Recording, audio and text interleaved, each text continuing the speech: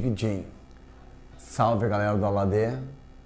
Projeto a ser curtido, compartilhado, divulgado, videoaulas. Eu sou o professor Marcito de História, aqui História do Brasil, e agora um Dig independente, um Dig imperial, porque o Brasil, afinal de contas, rompeu com Portugal. E a gente sabe, né, que o Brasil rompeu com Portugal dentro de uma coisa um tanto quanto original, uma coisa, como eu disse, né, broxa.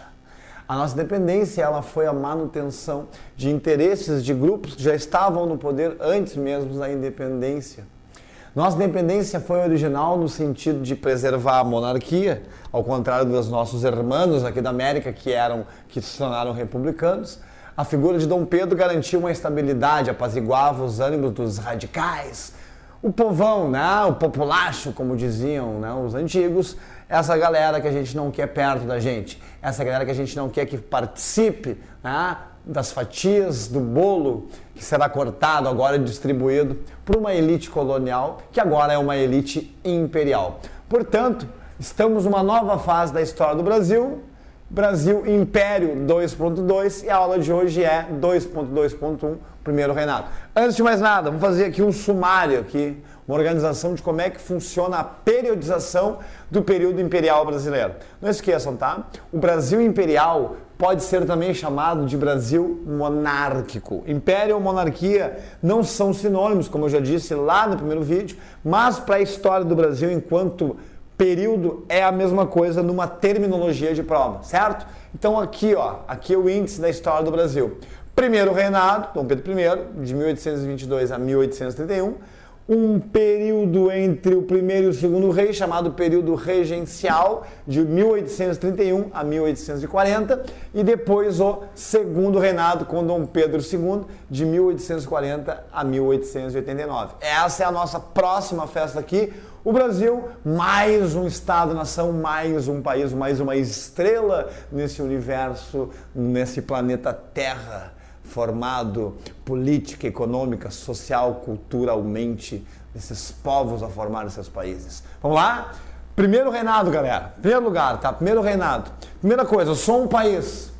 Eu sou um país. Tem mais um país que surge na América num século XIX conturbado, um século XIX entre conflitos liberais e conflitos conservadores, um século XIX que discutia um poder de uma nova classe social, a burguesia, de um sistema que agora se impõe, que é o capitalismo, e aqui está o Brasil no meio disso tudo. E como é que vai ser o Brasil? Antes de mais nada, antes da gente analisar como vai ser esse Brasil independente, agora não mais colônia, agora um território autônomo, o Brasil, ao se consolidar, certo? Ele precisa se legitimar. E para ter essa legitimação, ele tem três necessidades básicas. Três necessidades que o Brasil precisa ter para realmente confirmar e que acreditem, que as pessoas têm que crerem que ele realmente é um novo país. Em primeiro lugar, o reconhecimento interno. Certo? Isso aqui é uma coisa muito interessante e que durante muito tempo a historiografia mais tradicional, até a metade do século XX, mais ou menos assim, tinha uma tendência, né? E se popularizou uma tendência no Brasil de dizer que, ao contrário da América Espanhola, a nossa independência foi incenso, aceso, pum, puf, Maria Gadu, relax, não teve guerra. Teve sim. O Dom Pedro, galera, para manter a unidade territorial, herança do seu pai quando veio para cá, para manter o Brasil do tamanho que é, um país quase continental em tamanho, o Dom Pedro teve que usar da violência, teve que contratar mercenários para, na marra, fazer com que as regiões, as províncias que não aceitaram Dom Pedro como rei, que ainda se sentiam fiéis às cortes portuguesas, a Dom João, aceitassem que nós estamos em um novo país, com novas regras e um novo rei, um imperador. Portanto, houve sim uma guerra de independência no Brasil. O conflito violento do Império para legitimar o seu poder e o seu território. Províncias como Bahia, Maranhão, Piauí, Pará e a Cisplatina, que aqui tinham portugueses instalados, né, dentro de instituições políticas, resistiram, não concordaram com o reconhecimento e foram usados da violência para que Dom Pedro se firmasse ali e fosse coroado e fosse aclamado imperador, certo? Então, teve sim conflito, teve sim também violência, teve tensões a nossa independência, o reconhecimento dela. Segunda coisa, reconhecimento internacional. Nós precisamos, né, que o mundo acredite que a gente é um novo país. Por quê, Marcito? Porque quem é que vai fazer comércio? Quem é que vai comprar e vender? Quem é que vai assinar algum documento contigo? Quem é que vai ter relação diplomática contigo se tu não é um país? Né? Se é que é só uma fusarca, uma festa, uma bagunça? Se é que é verdade que o Dom Pedro é ou é pegadinha? Não. Então, nós precisamos de um reconhecimento externo. Na Europa, naquela época, galera, vivia-se um período meio reacionário, um período chamado Restauração, o Congresso de Viena, que vocês vão ver em História Geral, que era uma tentativa, né, das famílias absolutistas, daquele poder conservador, retomar suas fronteiras, retomar o seu poder dentro da Europa, pós-Revolução Francesa, pós-Era Napoleônica. Portanto, essa Europa conservadora de então via na emancipação do Brasil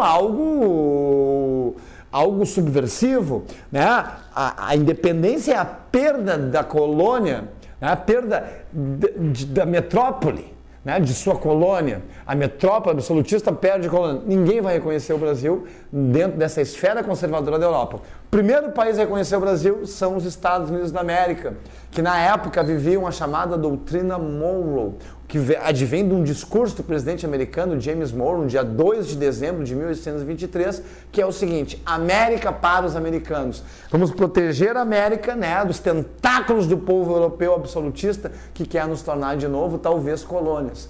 Há quem diga que isso já é um discurso, né, esquematizado pelos Estados Unidos para que posteriormente ele se ocupe do controle econômico e político da América. Isso até vai acontecer, mas a gente não pode, né, imaginar ou afirmar com veemência que já era um plano dos Estados Unidos de dominar a América. Isso fica dentro das linhas de interpretação, das linhas historiográficas que podem aparecer no Enem, certo?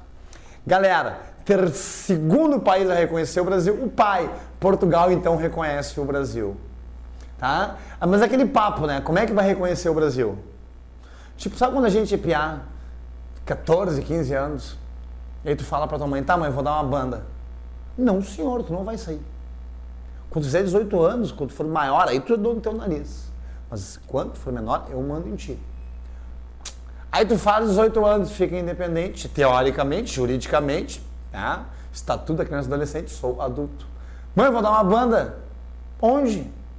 Ah, vou sair no centro aí. Não, sim. Como que não tem 18 anos? Ah, tem 18 anos. Enquanto eu te sustentar, esse papo aí, né? Enquanto tu vai morar aqui nessa casa e eu pagar a tua comida, pagar a tua roupa, ó, fica pianinho. Quando tu te mandar, quando tu te sustentar, aí tu é dono do teu nariz. Ou seja, quer ficar independente, quer ficar livre, ah, eu posso, então paga. Então te sustenta. Portugal exige, entre outras coisas, uma indenização de 2 milhões de libras para o Brasil reconhecer, para reconhecer a antiga colônia. Há quem diga ainda que há uma relação, né, de conciliação entre Portugal e Brasil. O certo é que o Brasil teve que pedir dinheiro emprestado para a Inglaterra para pagar o reconhecimento, tá, de Portugal. A Inglaterra empresta, pega o dinheiro e vai pagar Portugal, só que Portugal também está endividado com a Inglaterra, ou seja, a Inglaterra nem entrega o dinheiro para Portugal. Ainda fala assim: tu já está me devendo também, né? Vai ficar com o saldo da dívida. Resultado, turma: quem sai ganhando é a Inglaterra, né? Potência econômica da Revolução Industrial, que agora tem 2 aqui credores: Portugal e o Brasil. Então o Brasil já nasce endividado na sua independência. Isso vai ser uma coisa terrível para o primeiro reinado aqui, que vai ser um primeiro reinado economicamente muito frágil, economicamente endividado. E depois de Portugal, a Inglaterra. A Inglaterra que sempre quis a independência do Brasil. A Inglaterra que sempre mediou, sempre quis que a América, de certa forma, fosse livre para o seu mercado, fosse livre para a sua indústria, que precisava de mercado consumidor. Só não reconhecemos de Portugal por questões diplomáticas, seria uma coisa não elegante, né? E afinal de contas, Portugal também tinha dívidas com a Inglaterra, ela não poderia passar por cima disso. E depois que a Inglaterra convence Portugal a reconhecer a independência do Brasil, é a Inglaterra que nos reconhece. Mas a Inglaterra nos reconhece mediante algumas exigências. A primeira: ela quer renovar os acordos privilegiados dela de 1810. A Inglaterra tinha muitos benefícios comerciais com o Brasil e ela vai continuar com isso. A gente já se complica economicamente. Não podemos esquecer, o Brasil tem a entrada na sua independência com independência econômica com a Inglaterra. Segundo, queremos o fim do tráfico de escravos, diz a Inglaterra, até 1830. Por quê, galera?